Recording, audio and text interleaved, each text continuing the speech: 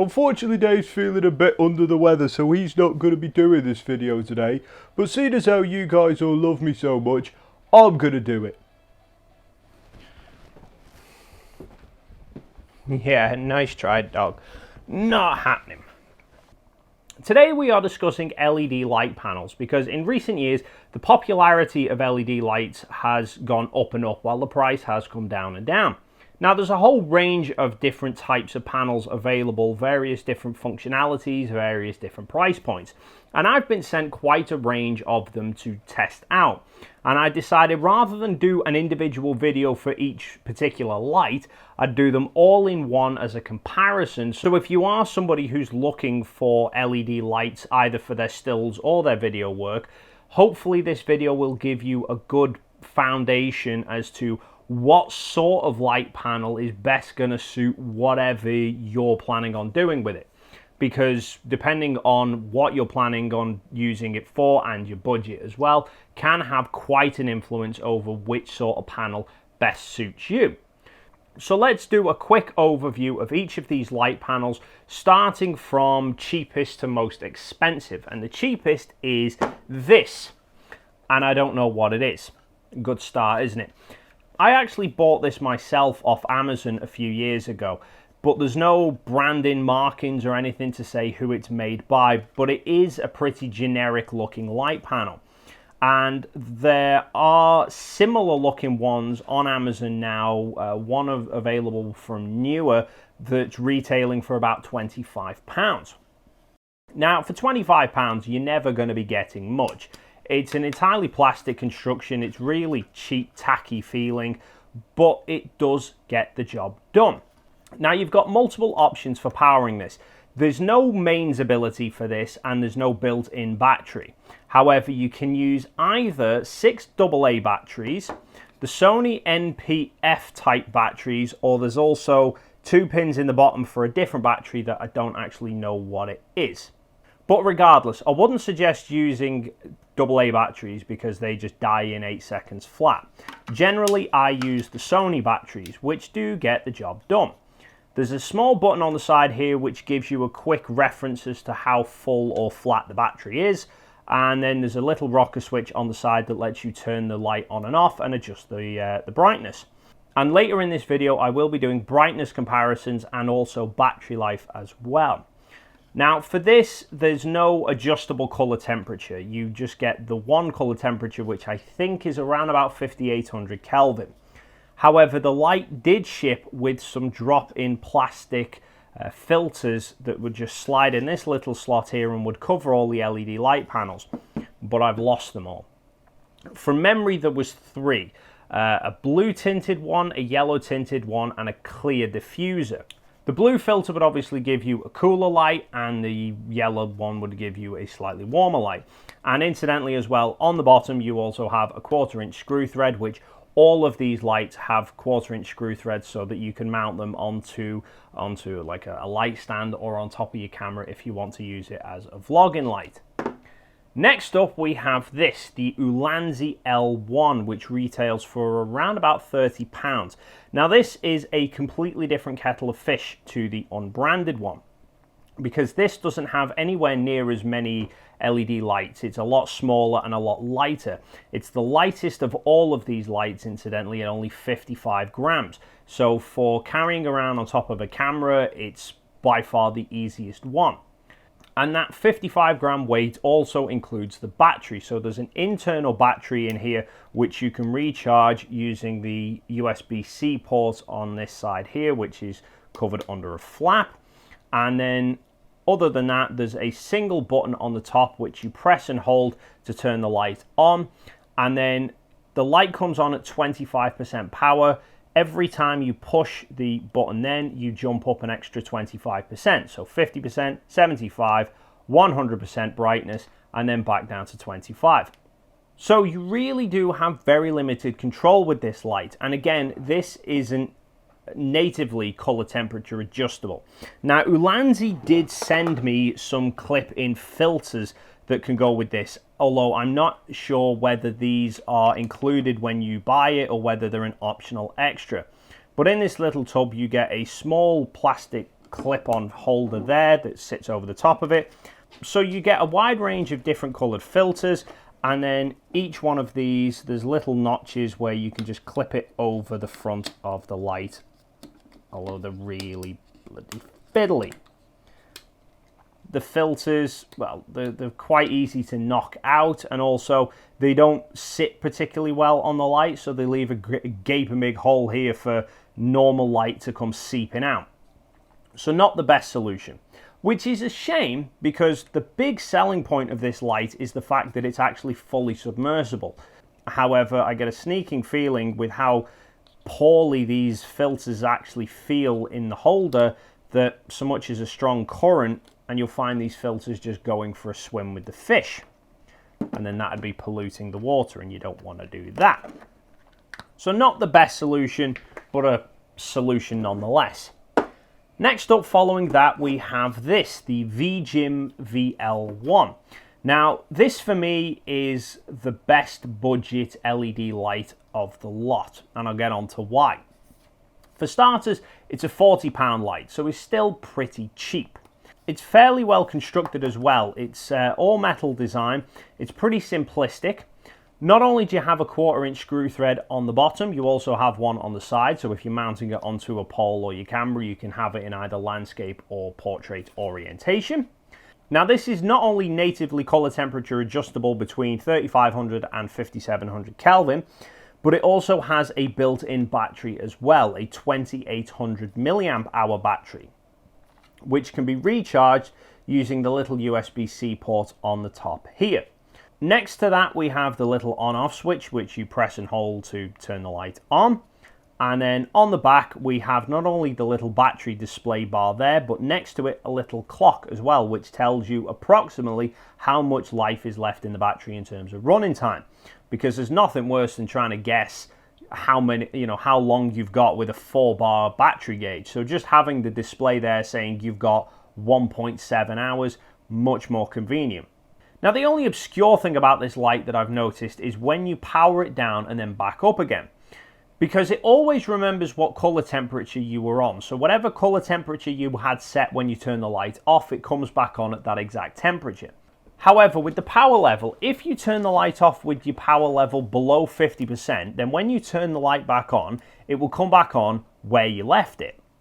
But if you turn the light off with the power level above 50%, then when you turn the light back on, it comes back on at 50%. Now, another good thing about the design of this light is how versatile it is for where you can place it.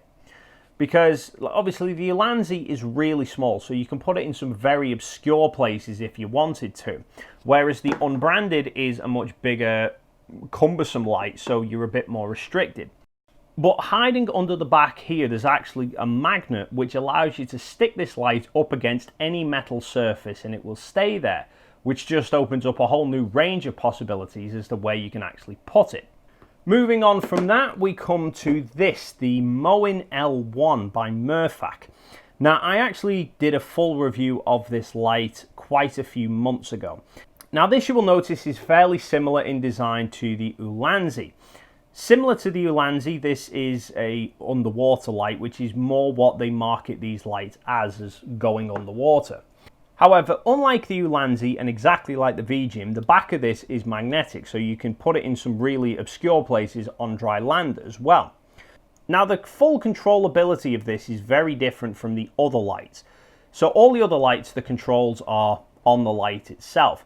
On this, you have a power button on the back which you can use to turn the light on, and then you can press the button to jump up the power level in stages. But there is actually much more control capabilities to this light, but you have to use your phone and an app to get it. And then you can access and adjust the color temperature and the brightness levels through the app, which is a really handy trait if you're planning on putting this in some really obscure place. Now, remarkably enough, when I was doing the battery tests for this light, I came upon an issue that I wasn't aware of, that I didn't experience when I actually reviewed the light a few months ago. Within a couple of minutes of turning the light up to 100% power, it automatically powers itself down to 10%. Now, it did warn me on the app when it powered down. It said that the front element was too hot. And to be fair, when you put your hand on it, the front glass bit here does get quite warm. Obviously, if you're using this underwater, then the water's going to dissipate a lot of that heat for you, so it probably won't get as hot. Now, while you have control over color temperatures, there's no RGB mode in this light. However, there is an optional clip-on filter that Moen supplied when they sent me this light, which is very much like the Ulanzi. So you have a little foam plasticky holder that sits over the front, and then you get these little plastic filters. There was actually a yellow one that came with it, but again, I've lost it. Not as useful as a full RGB light, but still a much better solution than the Ulanzi. Following from that, we come to this, the Cine AL360 RGB, which is another light that I reviewed a couple of months ago. And I did have some criticisms about this light, but in hindsight, they're probably not all as bad as I first thought. So my first criticism of this light was that it's a very plasticky light. It feels really cheap and tacky. But in fairness, this is a £75 light that gives you not only full color temperature control, it also gives you RGB as well. So in terms of color temperatures, this is ranging from 3200 Kelvin up to 5700 Kelvin. So a slightly wider range than the VJIM, but only very marginal. I also had criticisms of the control wheels on the back here. They're not the most responsive. Even with consistent input, what it registers on the display can vary quite a lot. And then it gives you the full RGB wheel as well, so you can pick any color under the sun and also adjust the brightness as well. And RGB lights are becoming much more popular these days, especially with video shooters, because they let you create the funky colors in the background, which some people like, some people don't. It's entirely your preference. So this light offers a lot of functionality, but the versatility of where you can use it and how you use it can be a little bit restricted. For example, I'm pretty sure Cine described this as being great for vlogging with, because it's a nice big light panel with a lot of functionality. You can stick it on top of your camera, and I wouldn't. Purely because, one, you realistically don't need a light that big for vlogging. More importantly, number two, the weight of it alone, that is 267 grams before you then add a battery on top of it. That's not just putting a lot of extra weight on the light that you've then got to carry around on your camera, but it's putting all the weight at the top of the light, which then affects your center of gravity. Is going to make carrying your camera around for long periods of time an absolute pain in the ass. Put it on a light stand, however, in a studio, the damn thing's absolutely brilliant. Again, it's not the most balanced for standing up on flat surfaces on its own. The back of it's slightly tapered. Add the weight of the battery on the back of it, can make it quite easy to knock over. But for 75 quid, it's a pretty good light. Last we come to this, the pièce de résistance, the Bowling P1. Now this might well be the most expensive light by far at £145, but in my opinion it is by far the best of them all as well. It's a very similar design to the VJIM in terms of the basic light. It's like an upscaled VJIM essentially. It's got a 2930 milliamp hour battery that again you can be recharging by a USB-C cable. Next to the USB-C port we have the on-off switch, which isn't a push button like the VJIM, it's actually a slider, which I much prefer. Another nice handy feature about the P1 is that this will let you get the power level all the way down to 1%. Some of these lights might limit you to maybe 5 or 10% minimum. This lets you have the full 1 to 100%, which is a nice feature as well. Then if we push the set button, we can jump into one of 3 different modes. So this at the minute is the standard light mode. If we push it, then we jump into the RGB. Now the RGB system of this is similar to the AL360, but with one key important difference. So we have the ability to go through the full hue wheel, the full 360 degrees, the same as this. And we can adjust the brightness of it as well, same as this. However, this also lets you adjust the saturation, where the AL360 doesn't. Now let's say, for example, we want to go for the Gerald Undone purpley kind of glow. but we don't want it to be quite that intense. Now, you could just turn the brightness down the same as the AL360, but you then obviously lose light. So if that's going to make your scene too dark, with the AL360, you'd have to add another light in of pure white to bring the brightness back, but not add the color back into it as well. However, with this, we can keep the brightness up at 100%, and we can just push the function button in and turn the saturation down. So we still keep the same brightness of light, but it just washes some of the color out for us. So this essentially acts like two lights in one. And then pushing the set button again brings up this little special effects tab, which I don't use all that often, but I'm sure some people will. So it gives you 9 different special effects. The first 3 are flashing, so this is more of a steady glow. And then we have some lightning effects as well. Then we have an RGB transition, which just runs through the full 360 spectrum. Incidentally, there is a way of doing it on this, but it's a nightmare to try and do, and it's got 1 speed and goes really slow. This, the slowest speed, is quite a bit faster, or you can go for a full-blown kind of disco effect, or you have the glow of candlelight. And then the bottom ones are emergency services, so you can have police, ambulance, and fire brigade. Two really good things about the design of this light for me. The first is the inclusion of this little bar on the back here. And I like this because the problem I find is with RGB lights, the hue value is always given in a number between 0 and 360 because it's a hue wheel. But I'll be damned if I can always remember what sort of degree angle is what sort of color. I know 0 is around about red, but then trying to remember exactly where everything lies can be a bit of a nightmare, especially if you're, 3 in the morning, half asleep, maybe drunk, who knows.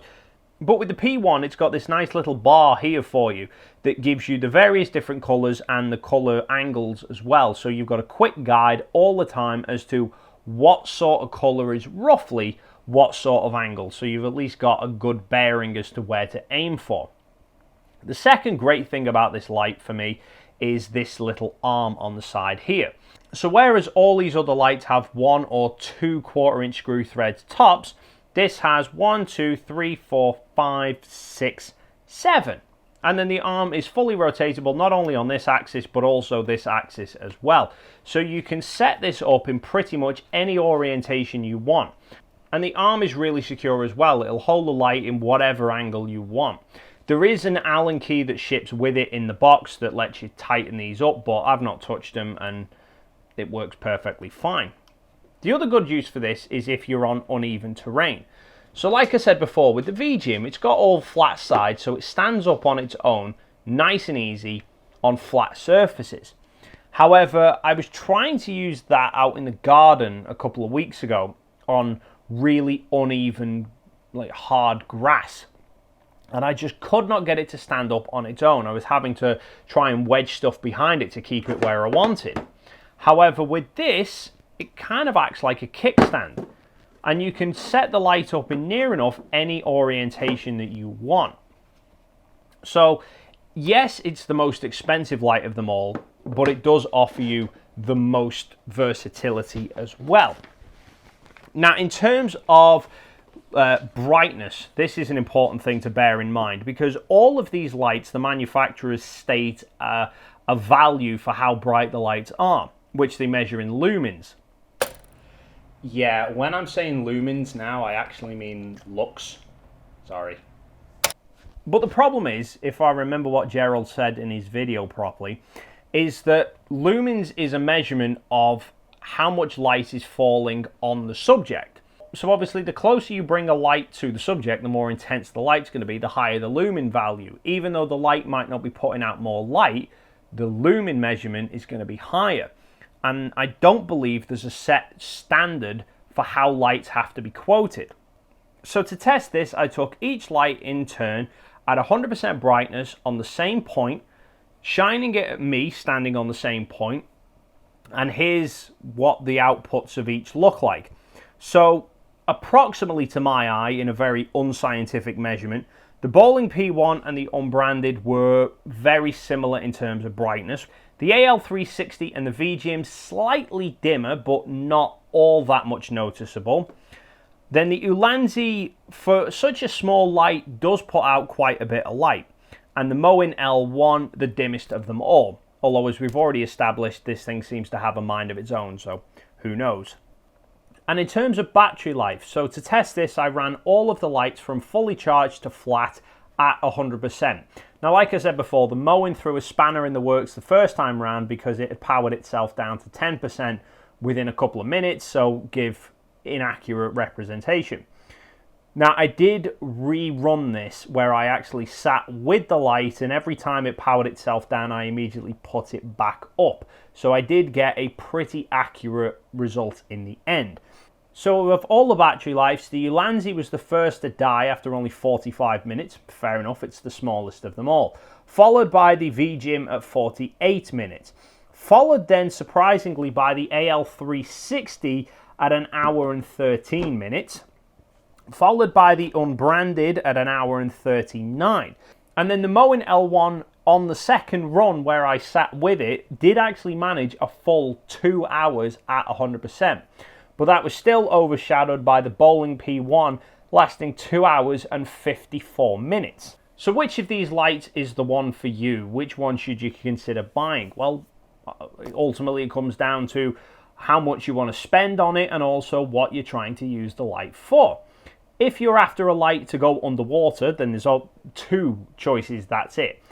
If you're after coloured lights like that, then yes, you can put the colour filters over the front of these, but they don't really do that good of a job, in all fairness.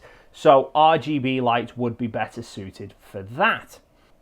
The Bowling P1 is by far the best light of them all, but only if you actually need the RGB mode. If you're only using it for white lights, yes, it's got a wider colour temperature range and a much better battery life, but £145 for that versus £40 for the VJIM, if you're not using the RGB mode, the Bowling P1 is a bit overkill. You could buy this, a USB-C cable and a 20,000 milliamp hour power bank for half the price of the Bowling P1, and that would give you even more battery life. If you're after RGB and the P1 is too expensive, the AL360 is a much more affordable option. But if you're always using the RGB mode, like I said before, you've not got the ability of dropping the saturation. So you may need a second light. So that's a lot more as well.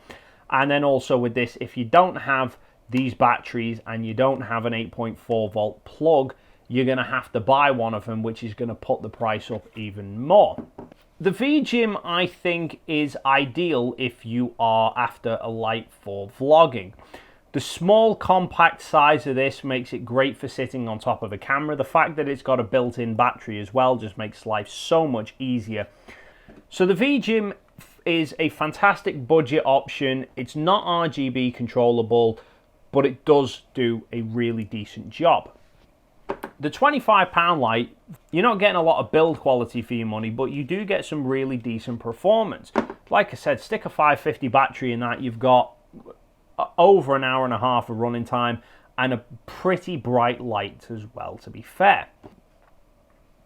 So which of these lights would you choose? What are your situations? What would you like to use it for? Leave your thoughts and comments in the box down below. Thank you so much for stopping by, and hopefully I will see you in the next video.